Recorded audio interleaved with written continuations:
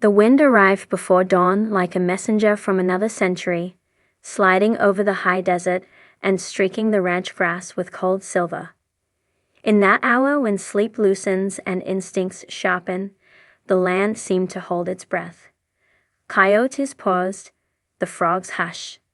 A low, arrhythmic buzz loomed against the hush, thin at first, then needling, mechanical. It didn't belong to the night, and the night knew it. Security lights snapped to wakefulness across Blind Frog Ranch. The big cottonwoods showed their leaves undersides and shivered as if warning the living. A bright dot moved, too steady for an insect, too precise for a bird, gliding just above the fence line, then climbing, then pivoting with a confidence that felt practiced. The dot was a drone, and not the hobby store kind. Its gimbal held straight against the wind. Its posture in the air read like intent. By the time the team reached the yard, the intruder hovered beyond the pond, where a sheet of moon cast a minted gleam across the water. The drone hung there, unblinking, a modern star come down to inventory the earth. If it had a face, it would not have smiled. It drifted again, tracing the boundary where cattle trails become coyote roads, where the ranch's unfriendly geology turns itself inside out, sinkholes gesturing to caverns, caverns pointing to veins, veins whispering the promise that made Blind Frog Ranch famous. The subtext of this sky-born trespass was clear.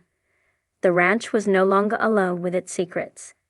A noise above, a scar bellow after, the first surge of adrenaline, stillness closed in. The drone receded with the same composure it had brought. No panicked zigzag, no amateur's wobble. Just a measured retreat into the notch of distant hills until the dot became a pencil filament and then a memory. It left behind more questions than propellers could answer. The night, embarrassed by the interruption, tried to be night again. With dawn came evidence. The ground remembered everything. Fine tire tracks, narrow, likely from a compact off-road vehicle, punched a faint path along the old service road. Footprints overlapped in pairs, as if two people had moved in sync, one boot pattern with a small gouge near the toe, the other with a zigzag heel worn unevenly left to right. Crushed sage released its ghostly perfume. A bead of oil shone inside a dust print like a bruise. The creek gave away more.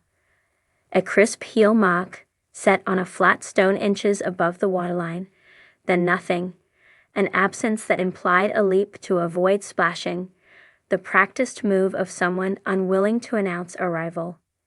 In the yawning light, the ranch spread its puzzles like cards.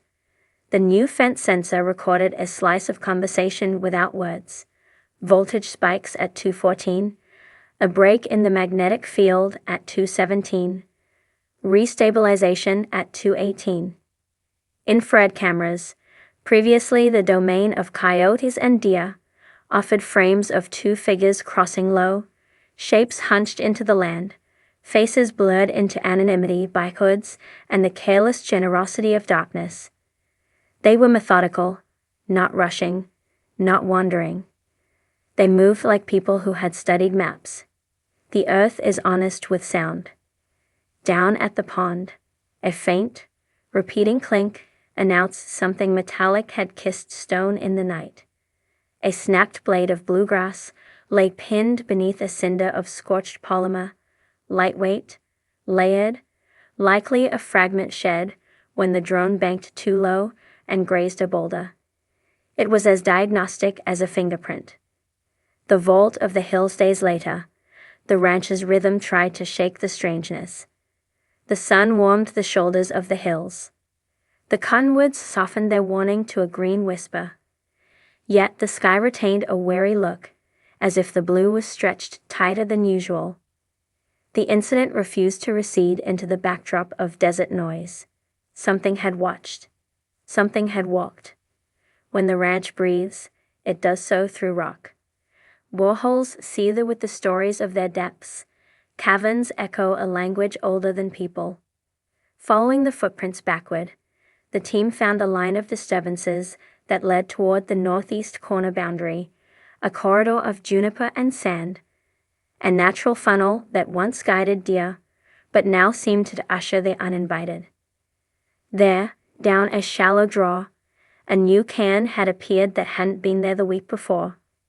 8 stones stacked with careful asymmetry, aligned like a compass needle pointing toward the flank of a hill that harbors a known fault. On that flank, buried under a dusting of stubborn grass, the ground gave up a marvel of modern prying, a root carefully severed, a patch of soil lifted and set aside with patient restraint, and a square of exposed caliche scuffed with the corners of a portable tripod. Indentation shaped like a clamped jaw printed the edge. Whoever stood there had aimed something at the earth. At midday, when het waves attic the horizon, a magnetometer sweep traced a tiny flutter in the numbers just beyond the disturbed patch. Nothing dramatic, nothing that sang in neon, but a repeatable anomaly all the same. A hump in the baseline where there should have been the simple boredom of limestone. The story did not scream, but it cleared its throat. The fence that learned to listen the ranch's perimeter, once a simple argument between posts and wire, had grown smarter through necessity. Little brains plugged into the long lines. Mag switches, accelerometers, strip sensors that feel a hand before a hand admits it. That night's data, thrown across a timeline, read like the sheet music of intrusion. At 1:50, the western span hummed at rest.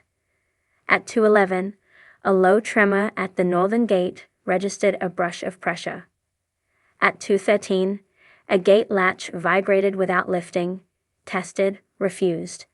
At 2:14, the shift. Not the crude smash of a bolt cutter, the careful flex of a wire parted with a jig designed for speed and silence. The break was mended afterward, a token courtesy by trespassers who know that hiding a hole delays discovery. The cameras caught a ghost of moonlight on a face shield, not the naked bravado of a bare face. A tinted visor reflecting pinpoints like a constellation bending in human shape. A hand reached down and planted something rare in the dirt. A tiny ground spike that matched the size of a wideband antenna peg. The spike's impression remained, a dot on the land's punctuation. The pond's wake on the timeline told a parallel story. The drone reappeared at 2:25, hovering for 51 seconds above the southern bank. At 2:26, a pair of silhouettes on the northern slope halted. At 2:27, the craft pivoted and tracked them, an airborne waltz above a ground-borne trespass. This was not a random tour. It was choreography. The sound of metal thinking at Blind Frog Ranch. Metal is more than commodity. It is the planet's memory inside itself. The ranchers who call this place their obsession have learned to listen the way old sailors read the sea.